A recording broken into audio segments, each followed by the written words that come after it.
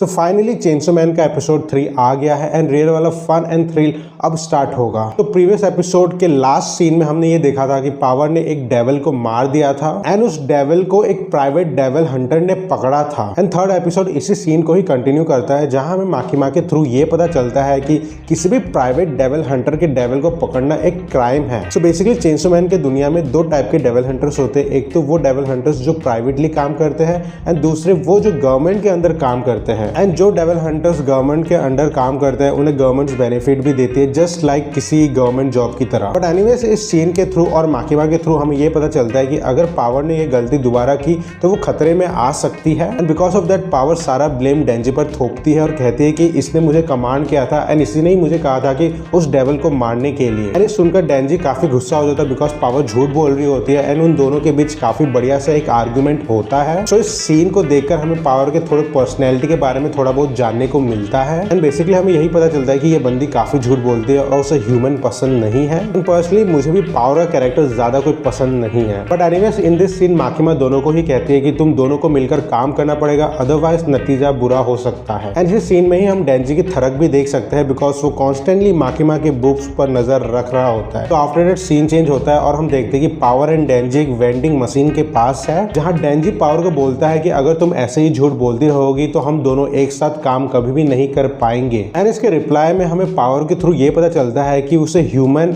And devils दोनों ही बिल्कुल पसंद नहीं है। उसे सिर्फ बिल्ली पसंद है। इनफैक्ट उसके पास भी एक बिल्ली था बट एक डेविल ने पावर के बिल्ली को अगवा कर लिया एंड उसके बाद माकीमा ने पावर को कैप्चर कर लिया, जिसका मतलब ये हुआ कि पावर दोबारा उस बिल्ली से कभी भी मिल नहीं पाई। तो ये सब जानने के बाद डेंजी पावर को कहता है कि मैं तुम्हारे बिल्ली को वापस ला सकता हूँ अगर तुम मुझे अपने ब्रेस्ट को टच करने दोगी। एंड पावर इस बात से एग्री हो जाती है। तो इस सीन को देखकर जिस तरीके से डेंजी का इंटेंशन चेंज होता है और जिस तरीके से वो रिएक्ट करता है वो मुझे काफी फनी लगा। इनफैक्ट डेंजी उस डेविल को गाली भी देने लगता है जिसने पावर के बिल्ली को चुराया है एंड ये चीज एक फन एलिमेंट लाता है इस एपिसोड में। तो after that in next scene हम देखते हैं कि पावर एंड डेंजी उस जगह जाते हैं जहां उस डेविल ने कैट को चुरा के रखा है। एंड इसी बीच डेंजी पावर को कहता है कि मेरे पास भी एक पेट है जिसका नाम पोचीता था बट मैं अब उसे प्यार नहीं कर सकता हूं बिकॉज वो अब मेरे दिल में है। एंड डेंजी की बात सुनने के बाद पावर कहते हैं कि तुम क्या नॉनसेंस बात बोल रहे हो, इसका सिंपली मतलब यही हुआ कि तुम्हारा पेट मर गया है। लेकिन अगेन इस सीन में डेंजी पावर की बातों का ध्यान ज्यादा ना देते हुए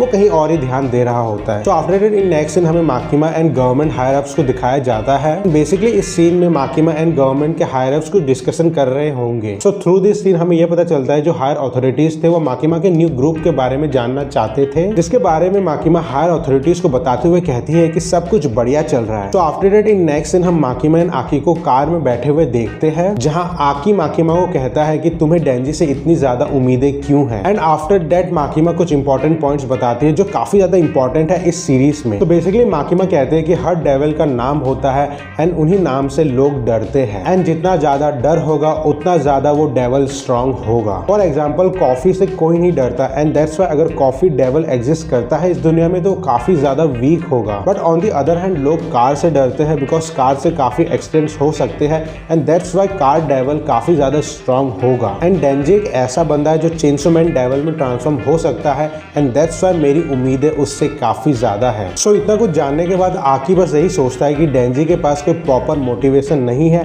एंड दैट्स व्हाई वो इस टीम का हिस्सा होने लायक नहीं है। But anyways in next scene हम देखते हैं कि डेंजी एंड पावर उस जगह पहुंच गए हैं जहां डेविल ने उस कैट को पकड़ कर रखा है एंड बेसिकली उस डेविल ने कैट को एक सुनसान घर में रखा हुआ है। लेकिन इसी बीच डेंजी ये भी रियलाइज करता है कि पावर कुछ झूठ बोल रही है उससे एंड इससे पहले डेंजी कुछ रिएक्ट करे पावर डेंजी के सर पर मारकर उसे अनकॉन्शियस कर देती है एंड आफ्टर दैट पावर डेंजी को घसीट कर उस घर के अंदर ले जाती है। तो आफ्टर दैट उस घर के अंदर हम बैड डेविल को देखते हैं जिसका एक हाथ कटा हुआ है एंड इसके बाद बैड डेविल डेंजी के खून को टेस्ट करता है जिसका टेस्ट एकदम भद्दा होता है, जिसकी वजह से बैड डेविल गुस्से में आकर डेंजी को फेंक देता है। लेकिन सिंस बैड डेविल ने डेंजी के खून को पिया था जिसकी वजह से बैड डेविल का जो हाथ कटा हुआ था वो दोबारा रीजेनरेट हो जाता है। तो इसके बाद पावर अपने कैट के बारे में पूछते हैं उस बैड डेविल से, बट बैड डेविल उस कैट को पावर के ही सामने निगल जाता है। एंड देन तुरंत इन नेक्स्ट सीन हमें एक छोटा सा फ्लैशबैक दिखाया जाता है पावर एंड उस कैट का, जहां हमें ये पता चलता है कि पावर जब उस कैट से मिली थी तब वो कैट काफी ज्यादा स्किनी था बिकॉज उसके पास खाने के लिए कुछ भी नहीं था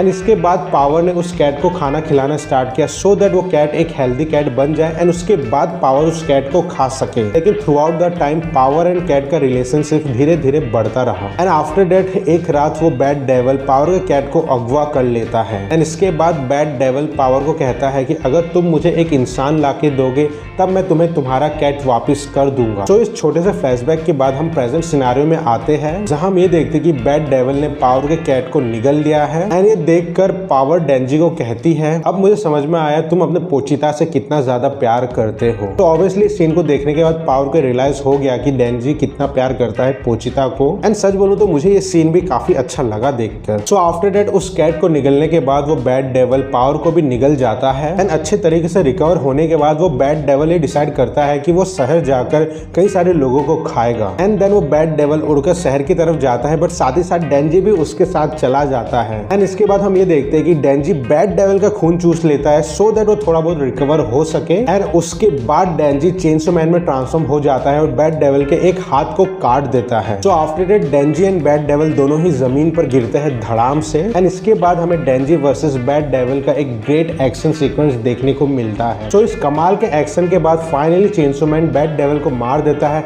और यहीं पर ही एपिसोड 3 खत्म होता है। सो ओवरऑल अगर मैं एपिसोड 3 की बात करूं तो एक काफी बेहतरीन एपिसोड था एंड चेनसो मैन और बैड डेविल के लड़ाई के बीच जो बैकग्राउंड म्यूजिक यूज किया है वो तो भाई एकदम ऑसम था और सच बोलूं तो उस पूरे फाइटिंग सीक्वेंस के दौरान मुझे एक हीरो वाली वाइब आ रही थी जो मुझे काफी सही लगा एंड ऑनेस्टली स्पीकिंग नाउ अब आने वाले चैप्टर्स नेक्स्ट लेवल जाने वाला है बिकॉज अब असली धमाका स्टार्ट होने वाला है। So apart from chainsaw man अगर आप सोशल मीडिया वगैरह पर अवेलेबल हो तो मुझे वहाँ फॉलो वगैरह कर लेना। बाकी वीडियो पसंद आए तो लाइक से सब्सक्राइब वगैरह सब कुछ कर देना। तब तक के लिए मैं मिलता हूँ नेक्स्ट वीडियो में।